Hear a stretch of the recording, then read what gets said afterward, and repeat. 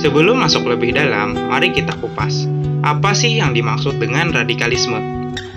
Radikalisme adalah suatu tindakan ekstrim atau suatu paham di mana aliran tersebut menginginkan suatu perubahan dari segi agama, politik, ekonomi, dan sebagainya. Di mana mereka menggunakan cara kekerasan untuk mencapai tujuan yang mereka inginkan. Adapun hal yang menjadi pemicu adanya tindakan radikalisme adalah berupa fanatisme yang berlebihan, sehingga berusaha mengajak orang lain ikut walau dengan jalan kekerasan. Sifat yang timbul dari ajaran radikalisme adalah berupa intoleran, di mana adanya penolakan untuk bertoleransi terhadap ajaran yang dimiliki orang lain dan ia merasa ajarannya lah yang paling benar. Radikalisme yang berada di beberapa ranah kehidupan. Yang pertama adalah kehidupan bernegara, di mana hal tersebut jika berada di ranah suatu negara, maka akan membuat negara tersebut akan mengalami ancaman berupa rusaknya stabilitas maupun keadilan. Selanjutnya adalah ranah pendidikan. Walau radikalisme dalam bidang pendidikan tidak berupa kekerasan, tetapi dalam bentuk ucapan maupun sikap yang bertentangan dengan norma yang berlaku. Selanjutnya adalah umat beragama. Adapun jika berada pada ranah agama, radikalisme sangatlah berbahaya.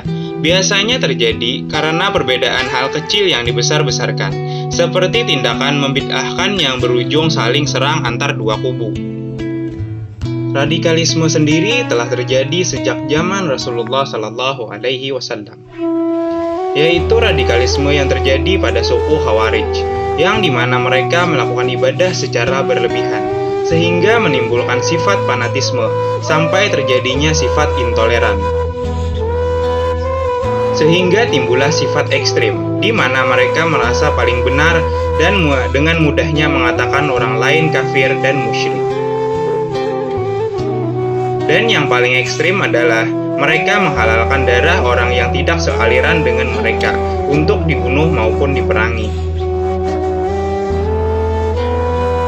Jika dilihat ke zaman sekarang, bisa kita temui sifat yang mirip dengan yang dimiliki oleh suku Khawarij, yaitu pada orang-orang Wahabi, di mana mereka sering membid'ahkan kaum lain dan mengatakan kaum tersebut adalah kafir karena tidak sesuai dengan ajaran mereka. Demikianlah bahayanya yang timbul oleh sifat radikalisme. Selanjutnya, bagaimana cara menanggulangi sifat radikalisme? Yang pertama adalah perkenalan toleransi sejak dini dengan baik dan benar. Yang kedua, memberi paham tentang intoleran. Yang ketiga, mempererat tali silaturahmi. Yang keempat, menjaga persatuan dan kesatuan. Rasulullah Shallallahu Alaihi Wasallam sendiri mengajarkan untuk bersifat lemah lembut dengan orang yang seiman maupun yang tidak seiman. Berikut adalah hadis tentang toleransi. Dari Ibnu Abbas, ia berkata, ditanyakan kepada Rasulullah, agama manakah yang paling dicintai oleh Allah? Maka beliau bersabda, Al-Hanifiyah As-Samhah, yang lurus lagi yang toleran. Hadis riwayat Bukhari.